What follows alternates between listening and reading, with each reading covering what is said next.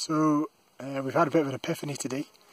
We were climbing up Jackson Creek Trail out of Idaho, a huge long valley along a lovely creek, and we bumped into some border patrol agents who were obviously very subtle about inquiring about the legality of our entry to the country. But they were heading up the creek just to check it out for people crossing the border or like evidence of people who'd been up there, and they had 3 horses and they were clearing it out. So we followed them kind of a wee bit behind so they could clear out the trees, all the blowdowns that block the path, because in winter they get so much snow and these massive 100-year-old hemlocks and oaks kind of fall over and block the path. So they were clearing it out, and we saw some huckleberries, and I thought it'd be cool to film a wee video for Izzy. And in doing that realised that we could probably save a hell of a lot of time and heartache when we get to towns by filming a wee video update instead of painstakingly typing something poorly spelt and poorly organised on our phones. So here we are. It's day 22. Day 22 is Saturday. It's 3:20 Pacific time, and we're about 6,200 feet, having just entered Washington. Nivo's over here. She's about to say hello. Hello. Anything else? Look at that view. I don't know, she's talking about me. Yeah, we're up here. We've been learning a lot over the past 21 days of hiking. We're actually at mile 317 just now, into our 3rd state. This is our 3rd national forest. We've been through Glacier National Park and then a couple other forests, and it's just been wonderful. Everyone's been delightful. We've been learning lots about how to survive and all the different kind of camping techniques and shortcuts and hacks, kind of from, you know, preparing good bear hang to navigating or finding what to forage. In fact, yes, 2 days ago I realised that I could hang my water bottle overnight with a coffee bag in it, and I'd have fancy hipster cold brew coffee in the morning. So it's not all bad. We've also realised it's a lot tougher than we expected. We kind of came out here, and before it we talked about waking up with the sun, you know, putting the kettle on, having a brew, going for a nice wander, having a picnic, maybe doing some reading at lunch or having a nap. Then in the evening, like setting up a fire, doing more reading. We had a huge list of like fiction and non-fiction that we were going to read.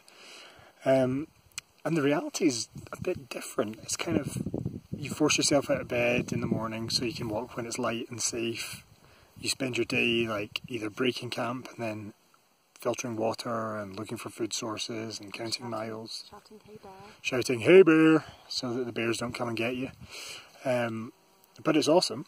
But it's also meant that we kind of haven't really taken that time and relaxed the way we wanted to. It's definitely relaxing and definitely kind of very therapeutic.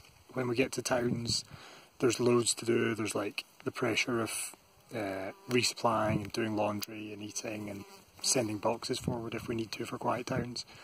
So we kind of don't really rest. I know that that'll sound odd to you guys given you're all working and we're out here. But it's pretty hard to keep it all going, and that's been quite a shock. It's awesome though. We've also started to get the famous hiker hunger, which is natural. People say it comes after 2 or 3 weeks, and we're 3 weeks in. You can only carry so much. This resupply, we're going 106 miles from Bonner's Ferry to Metaline Falls. So that means we thought we would need to carry 5 days, but then we had a fairly horrific section of bushwhack from somewhere called Ball Lake down to Lion Creek. So it's a 5-mile section with no pass, where you go kind of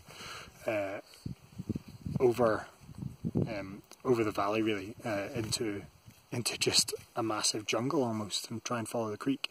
It's 5 miles, and they say, you know, warning, there's like difficult scrambling, there's risk of grizzlies and stuff. But the worst thing is we moved through it on the first day. It took us about 6.5 hours to go 3.5 miles.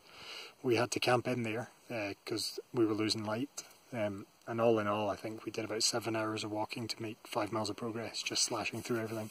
We're both fairly cut up from it. Yep. Still cut up. They're still cut up. Look at those legs.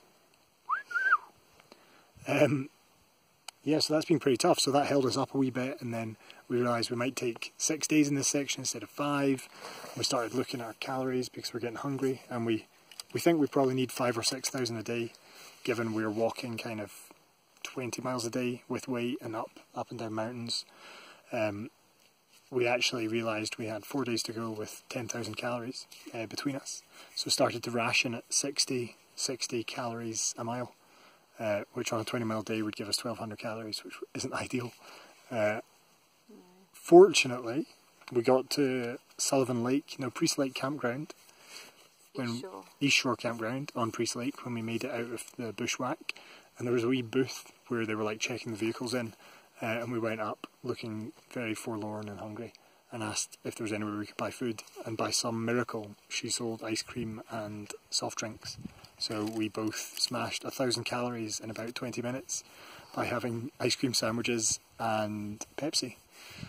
We even carried 3 cans of Pepsi out of there, which is a big hiker no-no, because with Pepsi you're getting like 150 calories for a 330ml can, so you're getting like half a calorie per gram, whereas the good stuff is up like 4 or 5 calories per gram, like peanut butter, Snickers, olive oil. Plus carrying the litter, because it's rubbish carrying cans. But we didn't really have an option, so we made away from there with an extra 450 calories, but also an extra kilo of weight, which is fine because we're getting a bit stronger. We're going to set off now. We should get into Metaline Falls hopefully tomorrow evening, although if by some miracle we get through the next 6 miles along this ridge and down to a forest road, and then somebody wants to give us a lift into town, then that is going to be very much appreciated. Because of the diversions out here in Idaho and Western Washington, due to forest fires, the route's kind of gone a bit weird, and so we get this lovely high ridge, which is incredible. We just saw an eagle fly about 10 metres over our heads. But it also means that there's going to be a lot of forest walking, so once we get off this ridge at mile 321, then it's going to be 26 miles of forest roads, which is pretty tedious. So in the true spirit of hiking your own hike, if we can get a lift, we'll be taking it. Yeah, I mentioned that we can smell smoke. Oh yeah, we can smell smoke here, which is always not a great indicator. Hopefully we get to Metaline Falls maybe tonight, but probably tomorrow.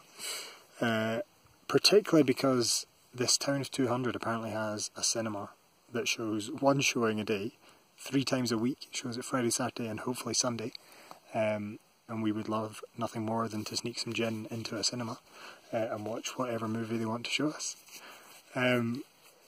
So yeah, we'll be in Metaline Falls for one night, and then we'll push on out, I think, to Northport is next, just about another 90 miles. But we're getting faster, we're getting stronger, and if you're watching this video, then we're still healthy and alive.